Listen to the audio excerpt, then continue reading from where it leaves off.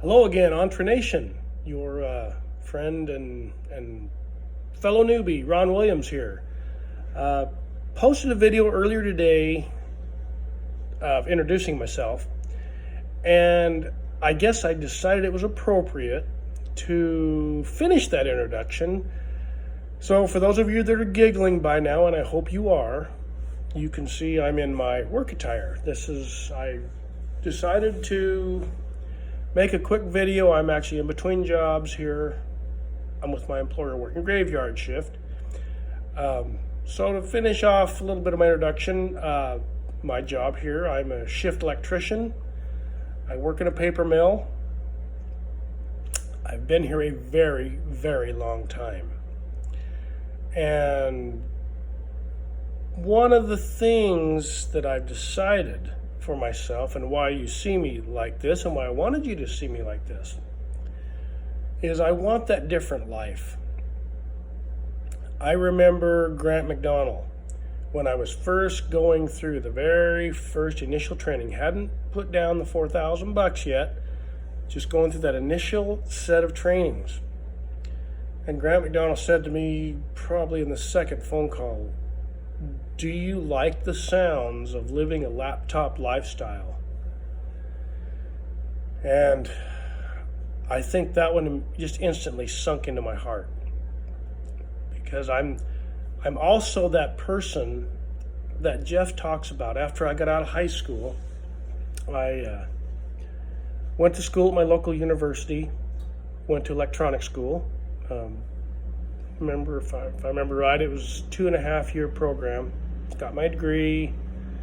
Then I came up here and I went to work for this paper company.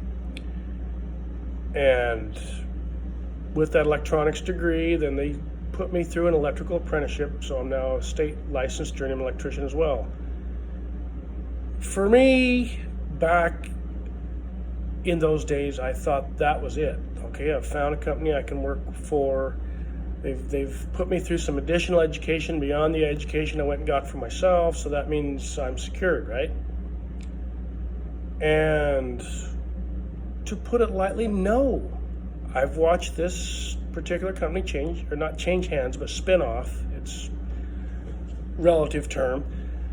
But I know now that no, none of us are secure going to work for somebody else. Plus, in my initial revelation during the KPIs, and we were doing those initial assignments, one of the things I've fully realized, and I've tried this, so I know it, and I've had to try to tell some fellow coworkers this: you cannot overtime your way to wealth. You're trading buku hours for this much money, and at the end of the year you'll have all this overtime piled up. You've worked your guts out, you've missed time with your family, your friends, you haven't got to do anything, and guess what? You still get a turnaround the first of the next year and go back to work again, because you still didn't get it. You just gave up all that extra time and you still have to go back to work. I've lived it. I want the alternate. I want the laptop lifestyle. I don't want to go through the rest of my life coming in and putting on my work bibs. And I've had a fairly good career as an electrician. But my heart tells me and burns in me, it's time to move on. I'm going to age myself here for most of you out there. August 2nd of this year, I celebrated 31 years with this same job. And please don't get me wrong, I've met some of the most amazing people along the way. When I hired on in this particular shop, I was 22 years old, and the next person close to my age was 23 years older than me. So it was already an established group of guys, and they were great to me. They trained me, obviously, because they were all the supervising journeymen above me. And, of course, they had all come up through that same old work hard, work your way up, get your journeyman's license, Stay with the company forever and just do that and you'll be fine. You know, it might have worked for our parents, our grandparents. My parents live fairly well, retired. They're not wealthy. They're never going to be, unless I can get this thing rolling, and then I'll make sure they're taken care of. Although I'm not going to. I'm going to anyway.